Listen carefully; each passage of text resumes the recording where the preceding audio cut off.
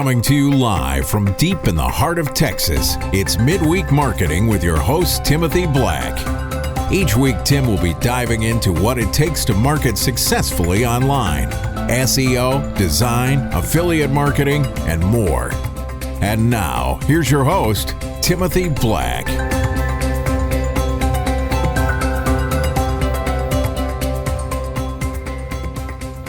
Hello and welcome to Midweek Marketing with your host, Timothy Black. It is good to be back. This is episode 2.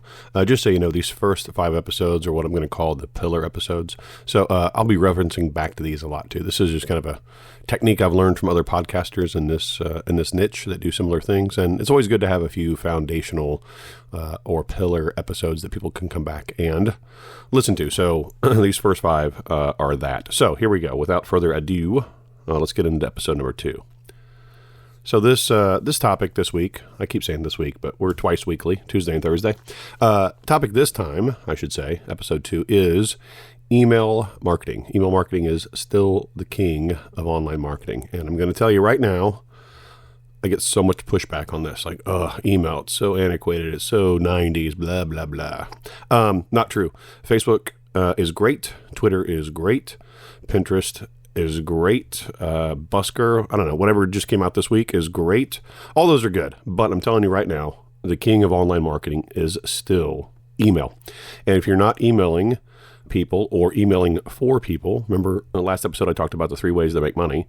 Email, if you're not doing it, you're killing yourself. So here's why. You'll hear this all the time in the marketing world that the money is in the list, and that's actually true. The more people you talk to via email, the bigger your list is.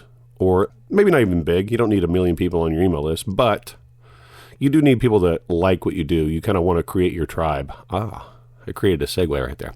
I'll get to that in a second. But you want to create some people, a tribe of people that kind of listen to what you do. And that's kind of, look, man, I'll be frank. That's what I'm doing with you guys. I'm building up an audience to talk to. And eventually I'll tell you about products that you can buy if you want to or not. But I'm here to just inform and, it's do what I do, give out information, gain trust, build credibility, and then you can market to people. And you can do the exact same thing as we move you forward to replacing your income, doing work for other people, getting your foot in the door, doing marketing for other people. This is what you're going to be doing. You build your tribe up and you talk to them and they will buy things from you. So yeah, email marketing, still the king, far and away. And I'm going to share with you a couple numbers here, and then I'm going to give you some advice on what to do. I'll give you a couple little things here, and you might hear me scratch my pen to make notes. But first and foremost, let me talk about and reference the very smart Seth Godin. If you don't know who Seth Godin is, you probably should. Seth Godin is a marketing guy. He's been writing a blog every day for like the past, 15 years, maybe longer, before even anybody called it a blog. He opened up a Typepad account and just, sometimes he writes 1 sentence a day and sometimes he writes, 5,000 words. It's just whatever is on his mind. Anyway, he's very well known, very well respected, given TED Talks. He's written the book called Tribes. He's written a book called Permission-Based Marketing, I believe is what it's called. Purple Cow. It's all about standing out. Purple Cow, it's about creating people who like what you do. That's your tribe. And it's permission-based marketing, and that is email marketing. So people sign on to your email list to find out more about you. Oh, and by the way, go to midweekmarketing.com and sign up for my email list so you never miss an episode. And be sure to like and subscribe and review and all that stuff if you don't mind on iTunes. I really appreciate it. Anyway, moving on. So Seth Godin, who has been email marketing before anybody even called it that 20 years ago, and has set up an RSS feed, so people get notified whenever he updates. Like I said, which is daily or close to daily. Let's say this is April 2015, and I'll put the link in the show notes on the website. But he did a freelancing course about 1.5 years ago. So 1.5 years ago from this episode. So we're talking about mid 2015. So very recent, even in the post social media explosion.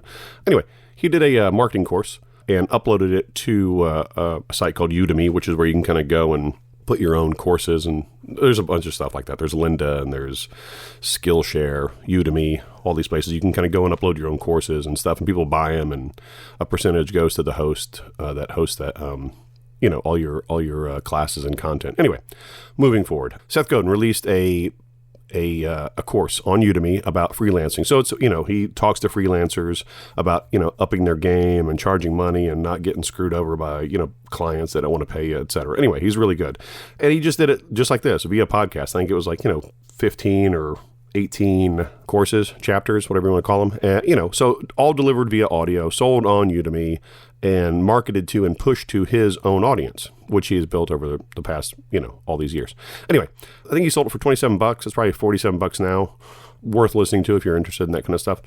And there you go. He sent out an email or two about it, put it on his Facebook, put it on his Twitter, which I think had about 500,000 people each at that time. And then he went and talked to his buddy Hugh McLeod, who is a cartoonist. You probably recognize his stuff. He lives over in Marfa, Texas, a couple 100 miles away from here. So they interviewed each other because they're buddies. And so he was asking Seth, how'd the sales go, blah, blah, blah. And I think Seth, maybe not in that interview, but he mentioned making about $250,000 just selling that course. So, whatever that is, a lot. And he goes, well, how did you get your traffic? How did people find out about your course? And he said, 74% of my sales came from my email list / RSS feed, people getting pinged. 22% of sales came directly from the website. So people that go and visit his website, daily or weekly or whatever, they read about it and went and bought it. So 74, 22, we're up to 96%. 4% of his sales for that course came from all his social media properties combined. So that is the power of email marketing. People, if they want to hear from you, it's awesome. I mean, I know we all get 150 emails a day and some emails. I'm going to opt out of this. So I'm going to tell you right now, people want to hear from you. If you've got something good to say to them, they are going to open your emails. I mean, if you guys have ever signed up for Zappos or Target or West Elm, those guys email every single day. And the reason they email every single day is they make money whenever they push the send button. So I want you to think about that. Email marketing is still king. So what does this mean for you? And how do we apply this to our businesses? Okay, remember the 3 ways we talked about making money, right? Selling your own thing, selling other people's products and taking a percentage, or doing this for other people. So if you are in the business of making your own product and selling it, as you do that, you had better collect emails. There better be something on your squeeze page, landing page, on your website. An opt-in box is what we call that. You need to set that up today and start collecting emails. I don't care if you have 5 people and 2 of them are your mom and dad. Okay, you need to start setting it up because that stuff spreads organically. Number 2, and the best thing it's one of the best foot in the doors. If you want to sell for other people, if you want to do things for other people, that's the consultant model, which is kind of what we do at Merchant in Black. A great service to provide for a client. Remember, we talked about nail shops or, gyms or auto mechanics. A lot of these guys have not very sophisticated websites. And if you can do some sort of opt-in box for them, a squeeze page, something, and start building up their email list, that is a great service to sell. You sometimes have to convince them, the way I'm convincing you, that email is still king. But it's a great service to offer, and you can do it for a couple $100. That's a great foot in the door. You do that 10 times a month, you'll be making, decent chunk of side money. So think about doing that. Email marketing for other people. Now, how do we do that? Well, there's a bunch of email marketing options out there. They're called autoresponders is how I'll be referring to them, autoresponders. Those services are things like MailChimp. You probably heard of that one. Constant Contact. Aweber, which is the one I use and recommend. They are the granddaddies of email marketing. GetResponse, and there's a million others. There's Infusionsoft and a bunch of others. And the reason they're called autoresponders is because when you sign up for something and you get pinged immediately, like bam, like right in your inbox is, hey, thanks for joining, blah, blah, blah. Here's your free gift. That's because they send it out automatically, okay? Now, those services always cost money, okay? They usually all start at about $20. MailChimp is genius in the fact that they let you start for free using email marketing, but as soon as you want to use them for something worthwhile, and in my opinion, having an autoresponder is worthwhile, they start charging you about $20 a month too. So they all have kind of parity. MailChimp, Constant Contact, Aweber. Those are the 3 that I would probably be referring to the most. I'm not a huge fan of Constant Contact. I think it's a little clunky, just FYI. MailChimp has gotten way better.